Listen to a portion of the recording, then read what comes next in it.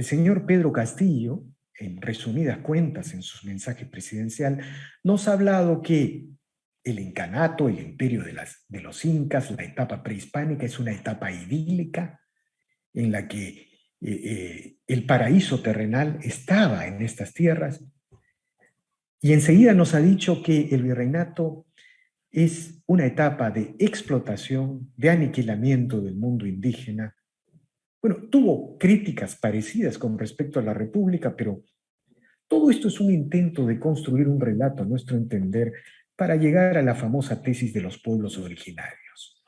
Bueno, para hablar de estos temas, hemos convocado a la reconocida historiadora Cecilia Bácula, una académica de larga trayectoria en la vida pública nacional, quien ha tenido la gentileza de aceptar esta conversación.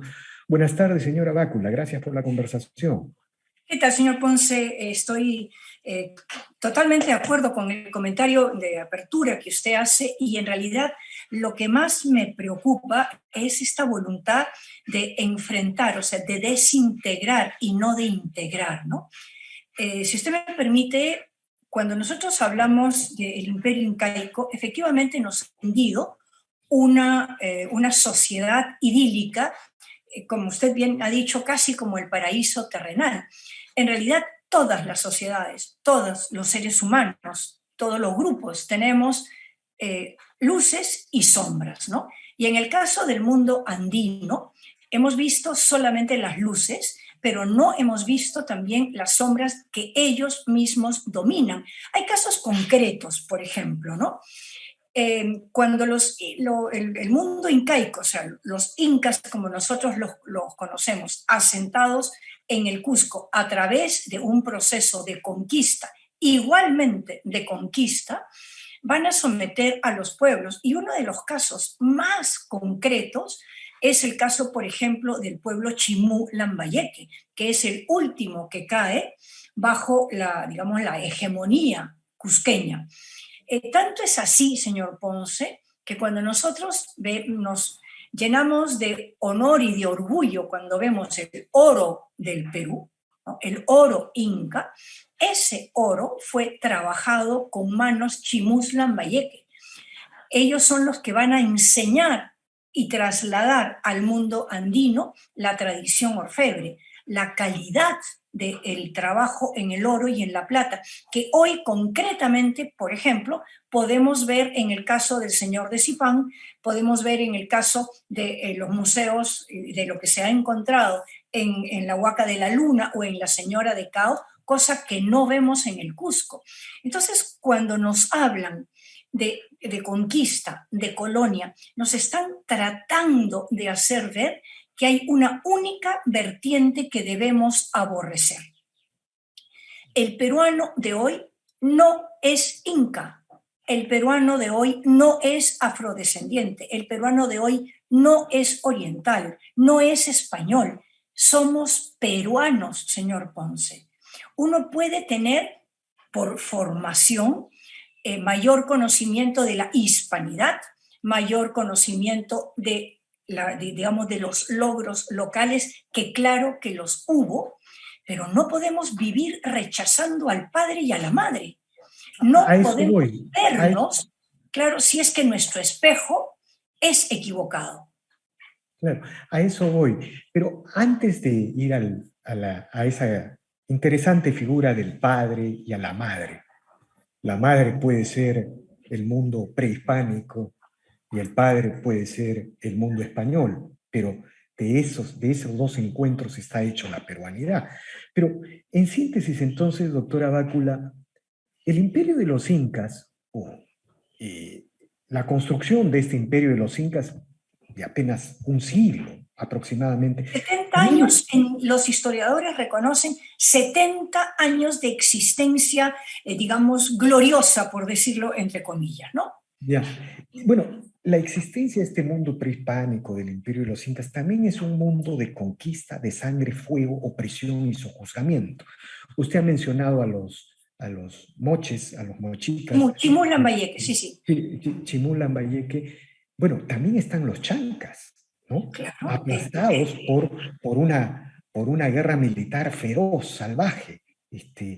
y que ofrecieron una resistencia gloriosa, ¿no? Abundemos en algunos detalles para que nuestro público televidente entienda que este intento de construir un mundo idílico en realidad es un mundo de construir una narrativa con un objetivo político y estratégico claramente definido.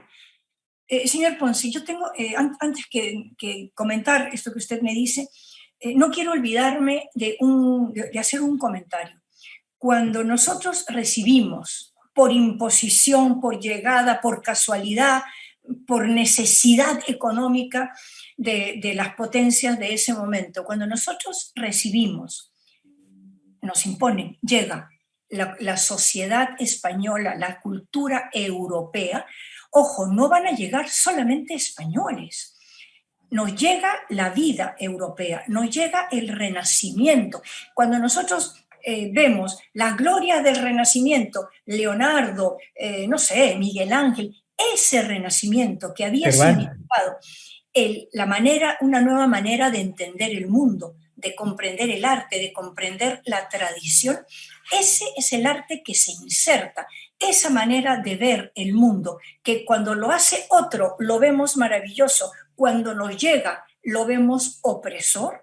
Eso es algo que permite que en este territorio se comiencen a dar situaciones de conocimiento y manejo de las letras, las ciencias, la política, el pensamiento, la filosofía, la plástica, que en un momento determinado el mundo ha considerado como el eje fundamental del desarrollo de Occidente.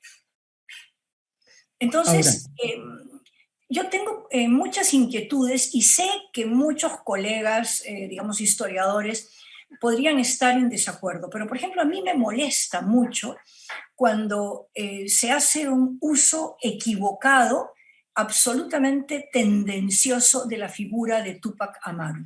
Sí estoy de acuerdo con que con Túpac Amaru se inicia, o sea, se pone digamos, el primer empeño en ruptura, pero no es que él haya deseado que los españoles se vayan. Lo que él quería era mantener de alguna manera su propia situación de cacicazgo. O sea, me opongo porque me afecta. No es que me opongo porque veo que afecta a los demás. O sea, nosotros no podemos cerrar los ojos a las bondades y a las maldades de todo. En el mundo inca, por ejemplo, hubo una clase llamada los yanaconas que trabajaron realmente como lo que ahora entendemos con la palabra pongo o la palabra yanacona o la palabra esclavitud. O sea, el mundo lamentablemente se sustenta en el poder de unos y en los beneficios de ese poder que llega a pocos. Si el gobierno actual cree que con una forma confrontacional esas bondades del ejercicio del poder ejercido positivamente va a mejorar las condiciones de vida enfrentando a los peruanos, está severamente equivocado. Ahora, lo que nosotros tenemos que construir es la peruanidad. A eso vamos a llegar, doctora Bácula, pero un poco quisiera que sigamos explicando a los televidentes. Bueno, al lado de este mundo idílico, el virreinato es presentado como una etapa de explotación, de sangre, de expoliación, de liquidación del mundo indígena. Y se llama colonia en esos términos, ¿no? Es decir, es presentado como el mundo colonial clásico que han construido todas estas corrientes neomarxistas históricas alrededor de Occidente, ¿no? Pero yo solo quiero recordar algunas cosas que son para mí muy simbólicas, ¿no? Los ejércitos realistas que enfrentaron a los ejércitos libertadores estaban compuestos absoluta y mayoritariamente por indígenas, por el mundo indígena, Es decir, el mundo indígena defendía a la corona española. La prueba de ello es que la primera insurrección que se produce contra la nueva república, la república naciente, es la insurrección de los iquichanos, que la señora Cecilia Méndez documenta correctamente Muy bien, claro, claro que sí. en un extraordinario libro. Y por otro lado, la república, a mi entender, y seguramente usted nos explicará, se convirtió en el peor enemigo del mundo indígena, porque al abolir las noblezas indígenas, dejó sin los intermediarios, sin los defensores de este mundo indígena que era el fuero de los indios, frente a los españoles. Sin los nobles indígenas, los criollos avanzaron sobre las comunidades indígenas de manera haciendo prácticamente tierra arrasada de todos los derechos que los indígenas habían mantenido preservado en el virreinato. Cuéntenos, por favor, En realidad, esta leyenda negra, esta leyenda negra.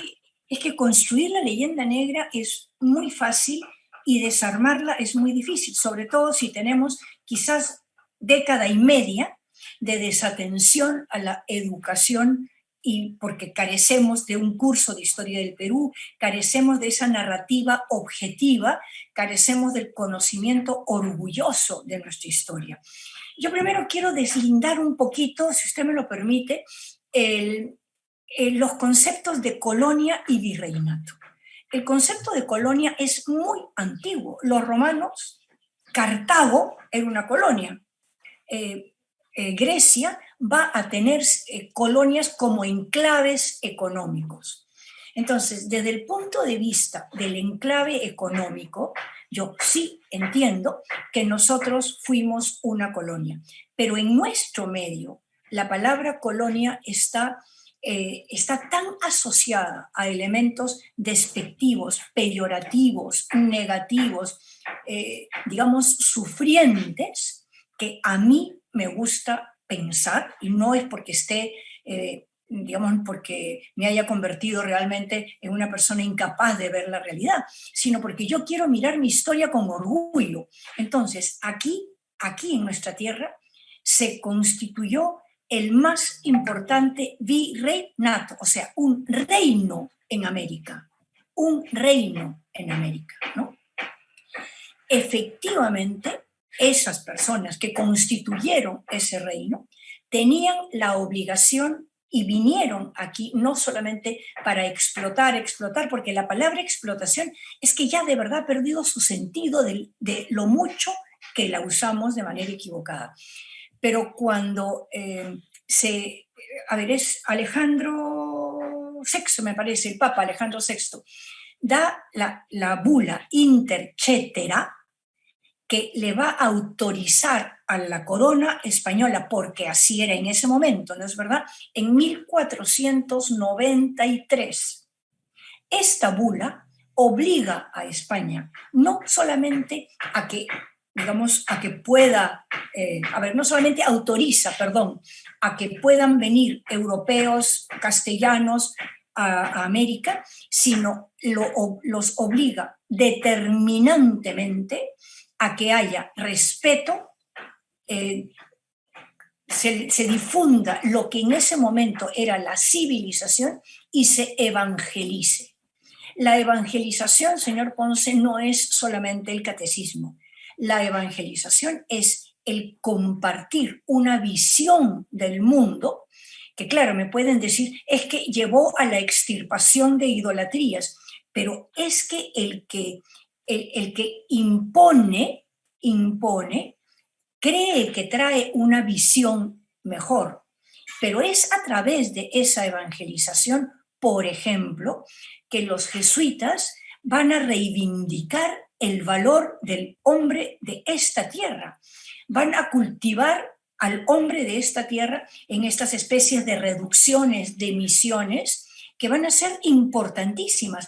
Gracias a la evangelización, al hombre de esta tierra en todo porque no son solamente incas, ¿no es verdad?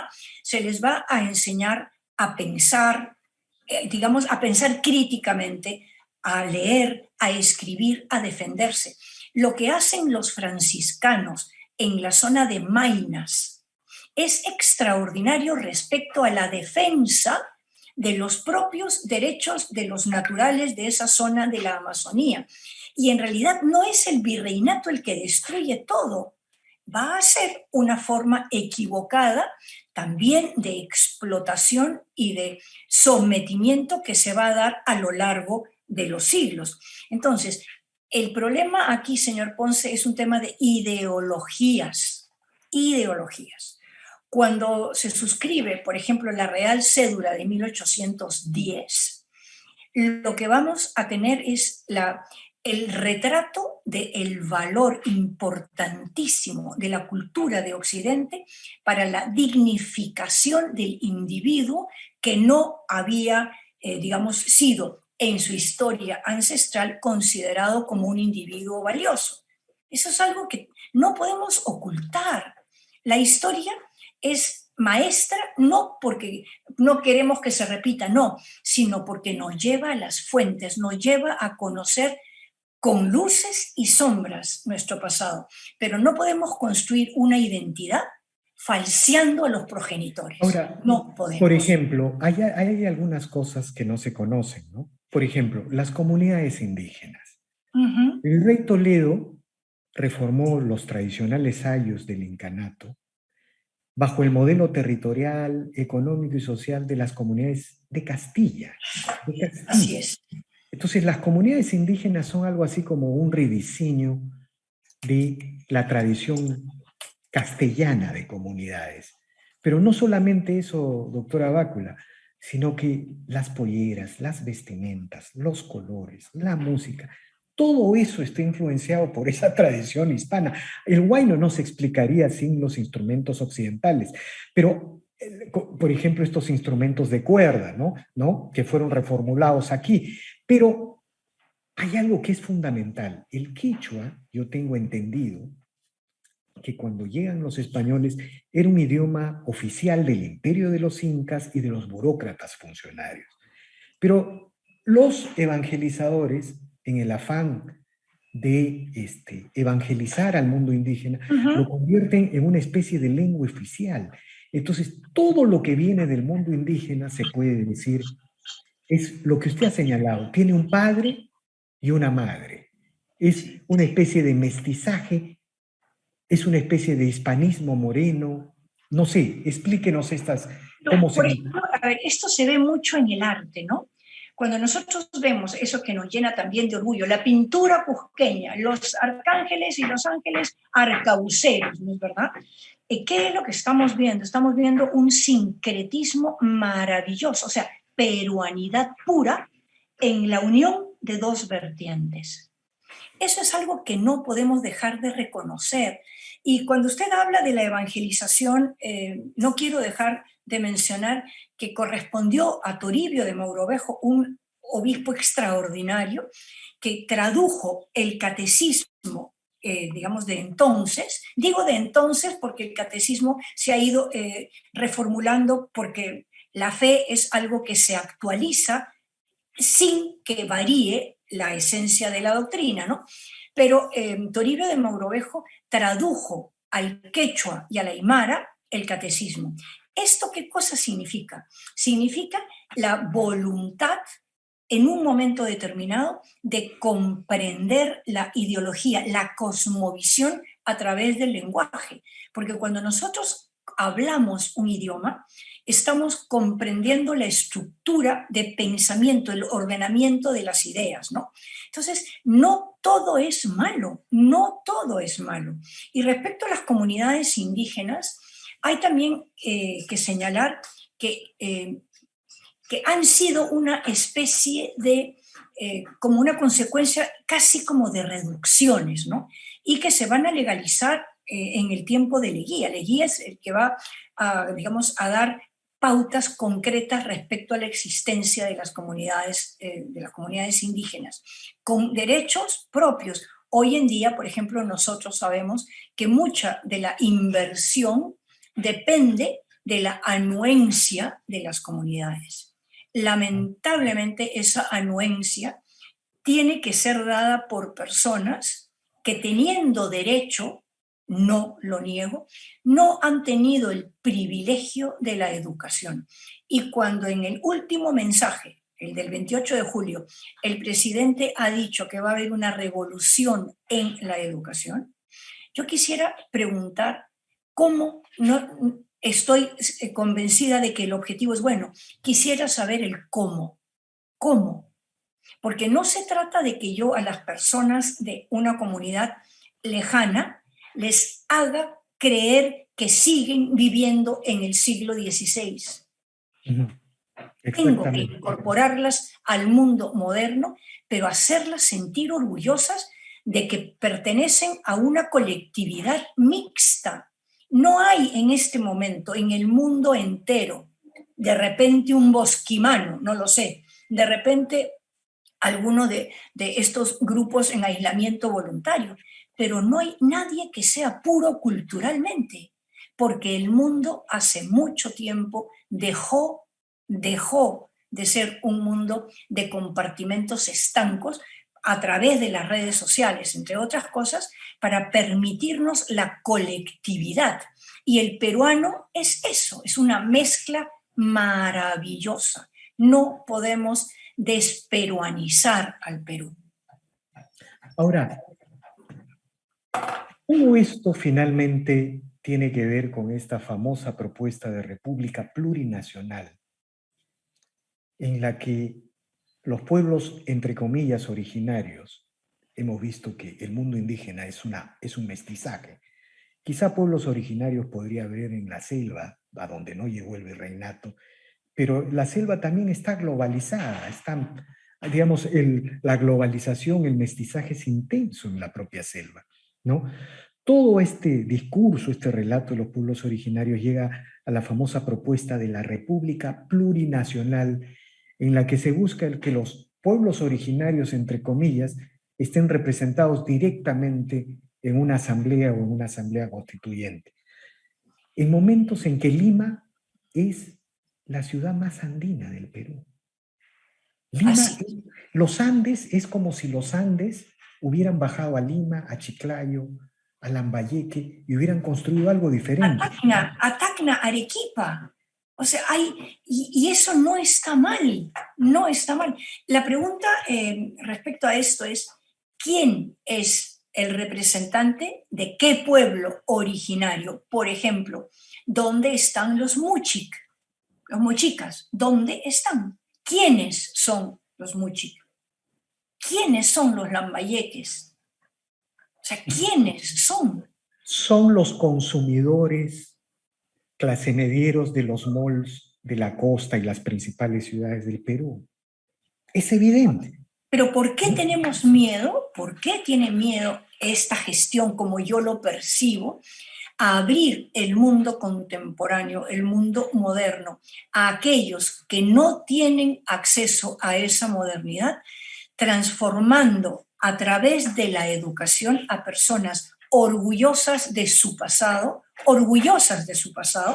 pero con las posibilidades de vivir en un mundo competitivo? Porque lamentablemente, por más pueblo originario que pudiera ser quien habita en este momento en la isla Taquile, maravillosa gente, en el arte y en su organización particular, tenemos que involucrar e incorporar a todos los que viven en este territorio a mecanismos de competitividad en el mundo, porque no por hacerlos creer que son pueblos originarios puros, les vamos a garantizar un futuro mejor. Y el problema será que las nuevas generaciones, al no comprender esta ruptura, esta desintegración, van a optar más por el futuro que de repente no se les quiere dar que por entender un pasado que les es personalmente rico. Bueno, para terminar, doctora Cecilia Bácula, el Perú, luego de que pase por esta tormenta, ¿qué va a pasar? Estamos absolutamente Claro, seguros. claro. Debería extender sus disculpas al rey de España, que fue humillado en un mensaje presidencial. Bueno, yo Algo le digo, yo pensé que el monarca se iba a parar. yo A mí también. es innecesario, Me- me- como es innecesario que se humille a todo el Perú vistiendo un traje que nos es ajeno. Así es. Está este traje que se llama Liki Liki, creo, es oriundo de Venezuela. ¿Qué tiene que hacer el presidente O usando este también tipo de traje? humilla al presidente Duque, ¿no? Al que no saluda. Y Impresionante. además, bueno, es que esto de verdad son como arrebatos de conducta, de comportamiento que nos van a costar caro a todos los peruanos. Así es. Ahora, finalmente, doctora, el mestizaje es un discurso de convergencia, de integración, de unidad, de identidad, de construcción de peruanidad. El discurso del señor Castillo de los pueblos originarios, absolutamente irreal, bueno, antirrealidad, vamos a decirlo, ¿no? Antirrealidad es de confrontación, es de buscar una guerra, es de destruir las bases de esta peruanidad que se han construido en las ciudades, en los mercados, en las sociedades emergentes. Yo recuerdo que las grandes preocupaciones de la generación del 900, del propio Aya, del propio Mariátegui, del propio Basadre. De Víctor Andrés, ¿no? De Víctor Andrés, de Raúl Porras, o sea, gente que ya sufría el Perú. ¿Cómo construir un país con una sociedad criolla minoritaria Exactamente. y una sociedad indígena absolutamente mayoritaria? ¿Cómo armar un país? Bueno, nunca la peruanidad estuvo tan delineada como en este momento. Y viene el señor Castillo a decirnos, destruyamos todo esto. Francamente impresionante, doctora Vaca. El tema también es la propuesta esa de hacer Palacio de Gobierno, o sea, hacer de Palacio de Gobierno un museo. Señor Ponce, yo he estado a cargo del sector cultura, sé de lo que estoy hablando. El abandono en que están ahora los museos del Estado, salvo el caso, por ejemplo, del Museo Pequeño de Sitio de Pachacama, es una vergüenza. ¿Cómo vamos a tener un museo más en Lima cuando no hay en eso que se quiere resaltar, el Tahuantinsuyo? ¿Cómo no hay en el Cusco un museo digno? ¿Cómo es posible, señor Ponce? Y esto no lo sabe y no lo medita la población, que luego de haber recuperado las más de 46.000 piezas entre fragmentos y objetos de la Universidad de Yale, el Perú no haya cumplido con tener un espacio digno para exhibir para el cusqueño, para el mundo entero, eso que significó parte de la dignidad, o sea, recuperar eso que había estado 98 años en manos de otros. Ya lo tenemos. ¿Qué se ha hecho con eso? Encajonar. O sea, ¿qué es esto? De acuerdo, doctora Bácula, infinitamente agradecido por estas No, gracias a usted que me tiene tanta paciencia. No, de ninguna manera. Muy reveladoras, muy interesantes, y estamos seguros que esto va a servir enorme, de gran manera al debate que debe abrirse luego de este mensaje presidencial. En realidad, señor Ponce, a nosotros, en mi caso, una mujer ya, digamos, grande, ¿no? Adulta, lo único que yo quiero para mi país es paz, construir en paz. Y en lo que a mí respecta, manifestar siempre una voluntad de poder tender puentes y de servir, porque eso es lo que nos toca, ¿no? Muy bien. Bien, doctora Bácula, muy agradecido. Bien, Gracias a amigos. usted. Gracias, doctora.